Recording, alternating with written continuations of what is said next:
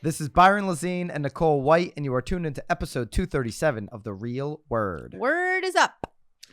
The comments from the last Real Word are up. They are ratcheted up. Oh, people love bitching about appraisals, appraisers, huh? So I love it.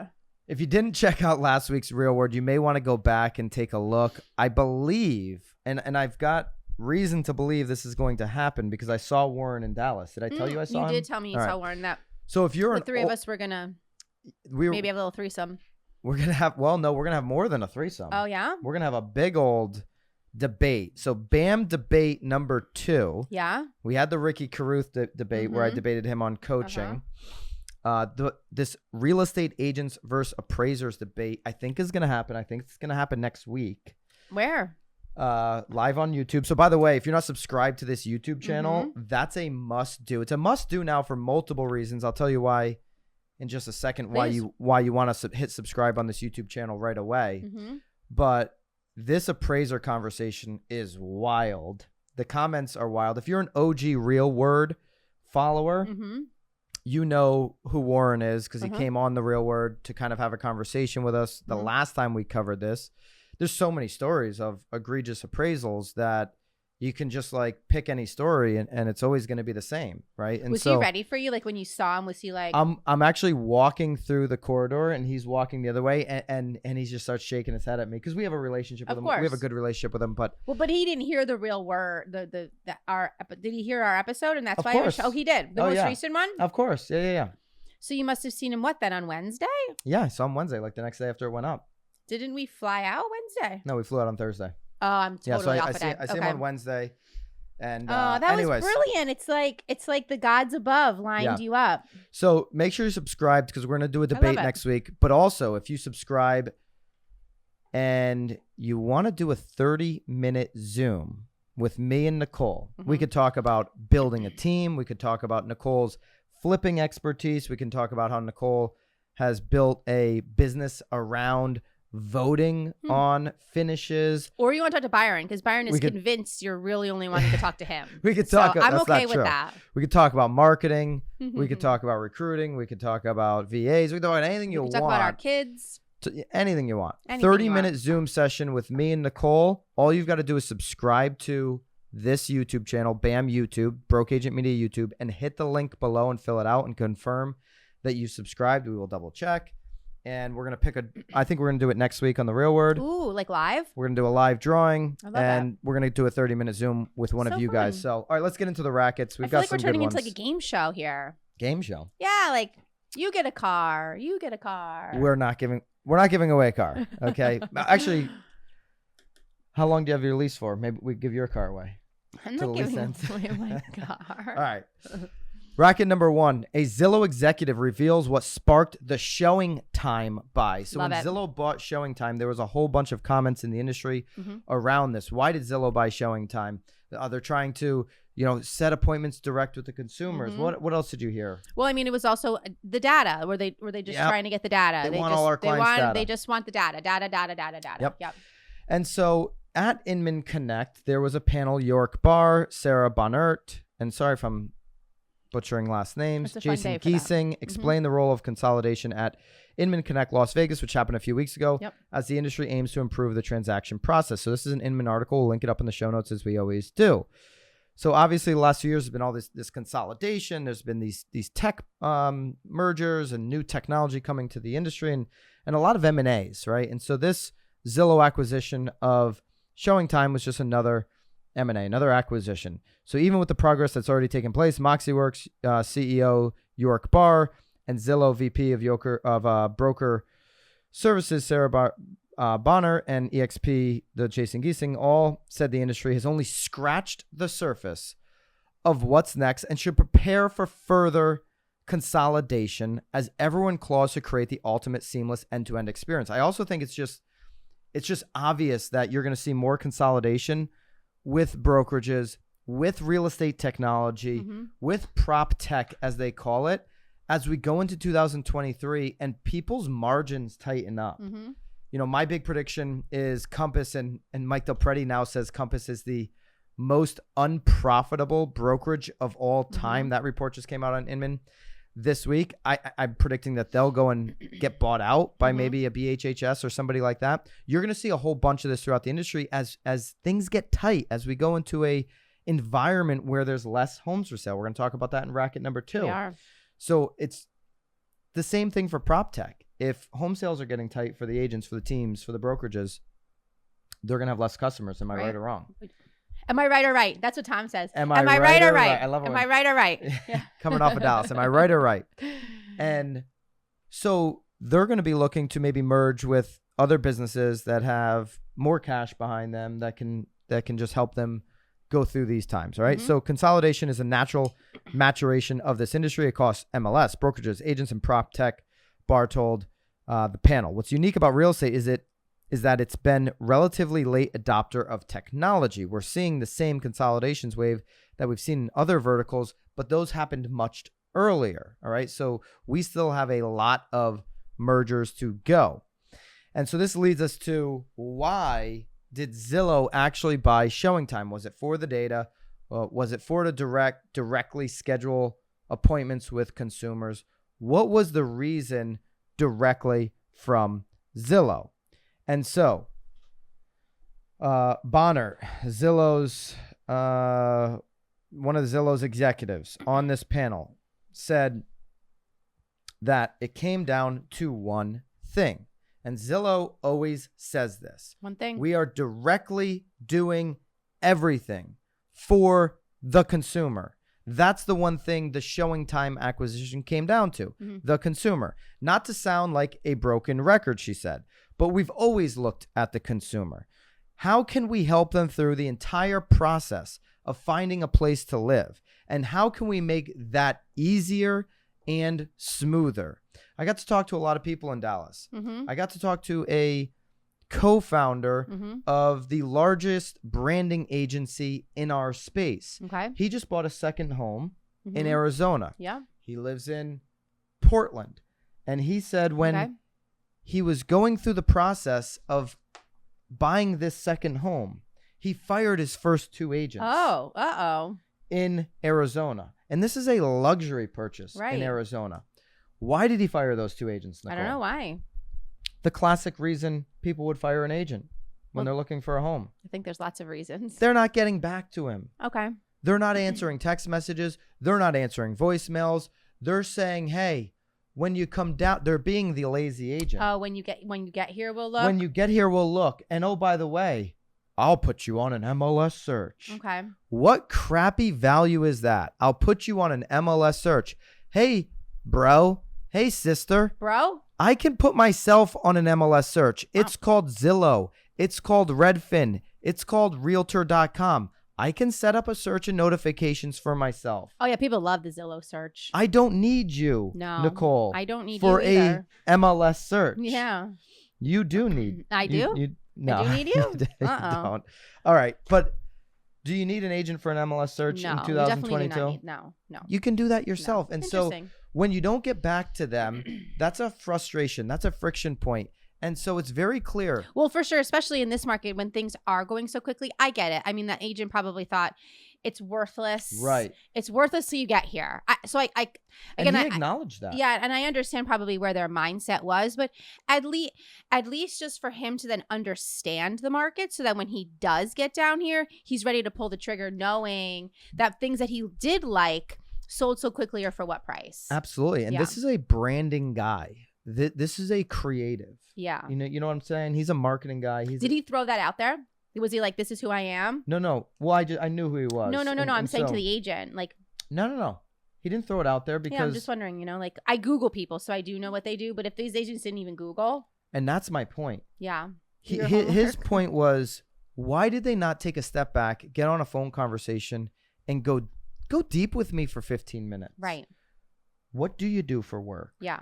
Why are you buying this place? What are the reasons? What's the motivation? He said none of those first 2 agents did it. They wanted to just get him off the phone and get him set up on an MLS search. And this is $1 million+ purchase. Yeah. Going deep and finding out the reasons why. Then when you figure out, hey, this guy's a creative, I should probably just check in with him. He likes to talk too. Well, and I should maybe once a week check in with this guy. Of course. And he likes the experience. I mean, especially when you're creative like that, like you like to feel, you like to touch, you like to see the kitchens, you like to see the bathrooms. I mean, it all makes you feel good. Yeah, I don't get it. The agent he ended up working with, by the way, didn't even have a Zillow profile. Oh, really? She was so old school that she didn't have a Zillow profile. So how did he find her? So it said 0 sales. Just being down there? Just like getting he finally went down there into the market, doing as much research as he could. But he gave 2 other agents an opportunity that were doing the right thing by getting themselves populated on the World Wide Web. Right. They're probably making like TikTok dances too. But this agent took the time, old school, and come to find out, she absolutely crushes it in that market. Who would have figured? Sure. High white glove service, going and meeting him, taking him around the neighborhoods, and getting him into properties and spending time with him and going deep on his needs actually works. Right. And so while Zillow is, in their own words, buying ShowingTime to directly enable consumers to go through this process more on their own so that they don't have these friction points of agents letting them down, Zillow can never replace what we just talked about in the story we just told. 100%. But Zillow can't replace that high touch service that everybody has the ability to do. Right. Well, it's just honestly, choosing to do it. It's so interesting though, because it almost is making our jobs easier, because really now all we're doing is having to build a relationship. That's right. I mean, at the end of the day, that's all that we now need to do. We're not now having to set up the searches. We're not because I'm certain that he probably knew the neighborhood he wanted. He probably knew exactly what he had to pay in order to get into that neighborhood. So, I mean, obviously, I'm sure there's a lot more additional that the agent was doing, but really all he was looking for was someone that he trusted. So it's no surprise to me. Yeah. Zillow is trying to allow consumers to handle more of the transaction on their own. They are who we thought they were. That's not a shot. That is just a fact. Yep. And it shouldn't be a shock to you. I'm sure it's a little bit of data driven too. Yeah, why not? 100%. A little cherry on top of the data. Good for you, Zillow. Good for you. I mean, I think we said that though over a year ago. I don't think it's a racket. We've said it before. It is what we thought it was. I'm actually surprised it took this long for them to squeal about it. To actually just come out on a panel and say, maybe a slow weekend. Yeah. ICLV. Yeah. I needed a little. Are we pop streaming? We're going prop stream. Oh, it's prop. I'm sorry. Prop. Prop. You pop that hat like it's hot. Pop the hat. I didn't adjust it. Like it's hot. Prop stream. We actually are using prop stream in our business. We've got the #1 team in Connecticut, Nicole and I do.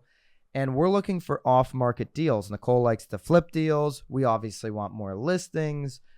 We're being challenged right now to go find more listings in our business. Our business right now is 60-40 buy side to listings. In the comments, what percentage is your business? Are you 50-50? Are you 60-40 like us? Is it more on the buy side? And do you want it to be more on the listing side? PropStream is the most trusted provider of real estate information. With our link, you can get a trial for free. So we've got a link for it down below. You can look up properties in this way. Okay. Absentee homeowners. Okay. People have owned for 20 or years or more. Love it. Mortgage or no mortgage. How much do you have? Over 50% of equity. Okay. These are all categories. There's 18 smart lists already set up for you in the prop stream. And guess what this does?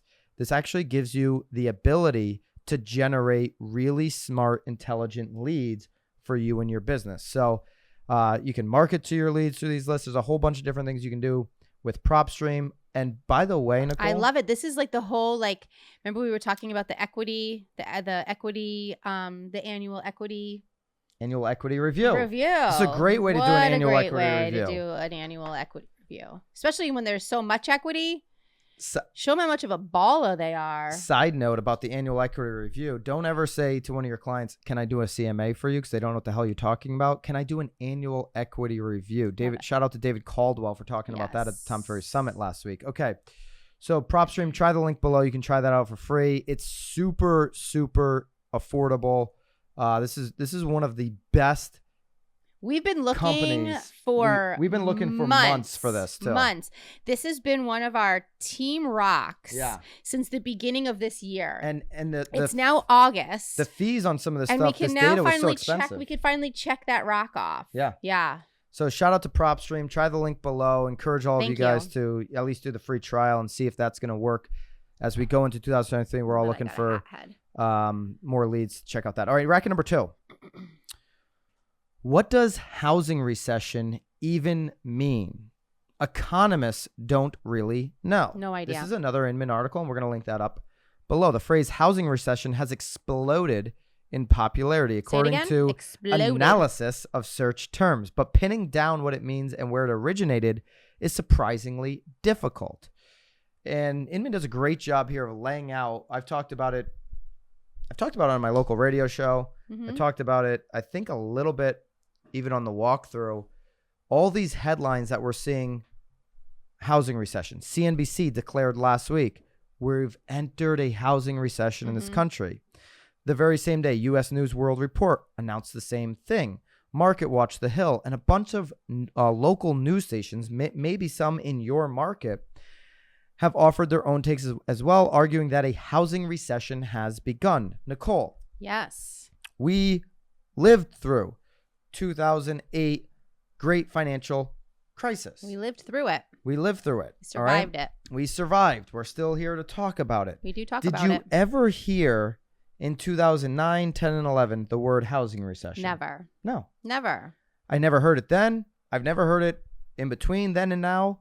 Never. In the comments, if you were around, I mean, I was around before 2007 as a human. But you mean in the real estate industry. I wasn't in the industry. Yes. Really.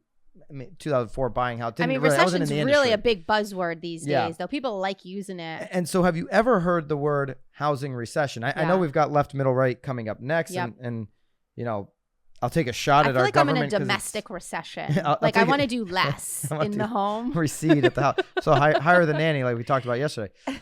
But I'll take a little shot at our government because they just, we always knew what an economic recession was, 2 quarters of GDP decline, and then they went and kind of redefined that, and then quickly you see all these news outlets saying, "Oh no, we have a housing recession." Fear. They love fear. We don't have an economic recession where we have inflation going crazy. We have a housing recession. Yes. Okay, so even the chief economist for National Association of Realtors. Ooh, I wonder how much he's getting paid. Lawrence Yun. We know how much he's getting paid because we covered it on The Real Word. He's getting paid like $700,000. Oh, it's probably $1 million now. He says, and I quote, "There is a housing recession in terms of fewer home sales, lower housing starts, and declining mortgage lending, especially the collapse in mortgage refinance." A couple of weeks ago, he also had a quote that said, "We have entered a housing recession due to a loose definition that NAR has, which is 6 straight months of less sales." Okay, we've had that, less sales. But I'm going to argue, Nicole, that if you're a homeowner in this country, if you own real estate, if you own an Airbnb, if you're an investor renting out on an annual rent some real estate right now, you're not feeling a recession. There is zero recession. You're feeling really good. Your values keep going up. And the rate of rent, the rate of return that you're getting wish you had is going more. up. You wish you had more to rent. You just wish you bought more. You wish you bought more. You wish we were actually, you and I were driving through like a water community and we were like, man, we sold that for, like, we were like, those like crazy. We were like, we sold that. I mean, but even back in the day, it was like so cheap. We're like, it was wish so we bought cheap, it. Wish we bought it. But it's so funny though, because when we were selling them, it was like, oh my God, these people buying this house are idiots. So man, they're banking now. And now here's the thing, because of the fact that all of these headlines are saying housing recession, and put it up on the screen here if you're watching on YouTube, the Google Trends, the word housing recession, the interest over time, you can see it from 2017 till about now, about July of this year. Yesterday. Has been pretty flat. It is skyrocketing on Google right now. So this is information you want to get out to your database, that there is no definition of housing recession. Here's what we're actually seeing. Here's what the projections are for 2023. The projections are actually that interest rates are going to get below 5%. The projections are that homes are still going to appreciate at a lower rate, maybe closer to 4%, but they're still projected to appreciate. So if you're looking to buy, here's the facts about what they're projecting for 2023. Here's the facts about what housing recession actually means. The word housing recession at the top of a CNBC article does not mean you're going to pick up a property at a 40% decline. That day is not coming. Right. Right? Yeah. There was a thing on Keeping Current Matters today on Instagram. Did you see it? No. Let's talk about it. Right here. Appreciation is slowing, not depreciating. Yeah. Sort of the same fun little graph. I know you like graphs. Yeah. Shout out to KCM. We love them. They're supporting the them. walkthrough pod, of course. Oh, look at that. I didn't even know. Yeah, you're welcome. Thank you. Yep. Yeah. Yep. I feel good about it. We'll put the link for KCM down below. You can try them for free as well. Yeah, we'll go into their Instagram. They have beautiful things on there. Yeah. Or just go on the BAM link. Subscribe so you can meet me. Subscribe to meet Nicole. Absolutely.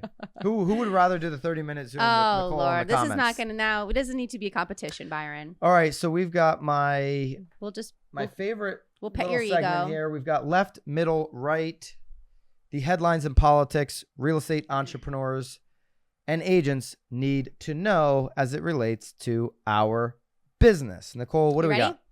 All right. So this is a CNBC article. 64% of consumers are worried about shrinkflation, what it is, and how to watch it while shopping. All right.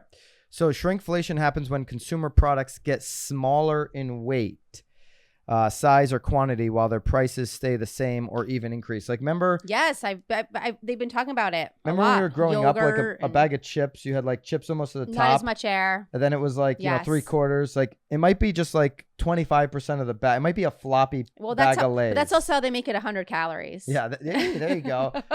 So healthy bags of chips because you got all that air in there. So consumers are worried about their products getting smaller in weight. As companies grapple with these high costs and supply chain issues, many are shrinking their products in response. Here's how consumers can spot these changes. That's in the CNBC article, which we will look up below. Okay, so here's where I'll go with shrinkflation. The Fed is obviously coming out. I love how they always do their annual thing in Jackson Hole. What a great place for the Fed to do. I mean, it would make sense. Don't you play some golf and all down there? I don't know. Yeah, I haven't been to Jackson Hole. I haven't either, but isn't that what you do there? You don't ski in the summer, but you look out at the lakes, the birds. It's a beautiful place. There's some golf out there. There's some elk walking by. And, you know, we pay for the Fed to go out and do this conference. They said 2023 is going to bring pain to a lot of companies. So it's only natural that they're going to try to find cuts in their products. So as real estate agents, if there's going to be pain in companies and companies employ the people in our communities, there is likely they're projecting 4.8 million sales this year, only 6 last year. There is likely to be even less sales, less maybe even homes available next year than there was this year. I want to know that as an agent because I want to make urgent decisions with my business. So this may not be a headline you use in your marketing per se, but it's one I want to deeply understand so that I can make decisions that are creating income producing opportunities in my business today. Nicole, we just did it with our team. There was a position we were considering hiring. Strongly considering like a lot of time invested for a couple of months analyzing it, and it was a luxury position. It was ultimately like another assistant type of position, and it would have been a super luxury. And we made the decision out of the urgency of people like Tom Ferry and our EOS implementer and others to know, was amazing. Let's make income producing decisions. If we're going to add payroll right now, they need to create a rate of return. Well, right. And we need to concentrate on the rock. We need to concentrate on what a rock is like our big 90-day goal, right? Yeah, we have a big 90-day, a huge 90-day goal. And so if this economy is continuing to shrink and everything is shrinking up, we can't make a loose decision. This isn't 2021 in January where a loose decision is going to get erased by the market. This is 2023 type of decisions. Yeah. All right, what else do we got? All right, so the next one. If I can get in there. All right. So Fox Business.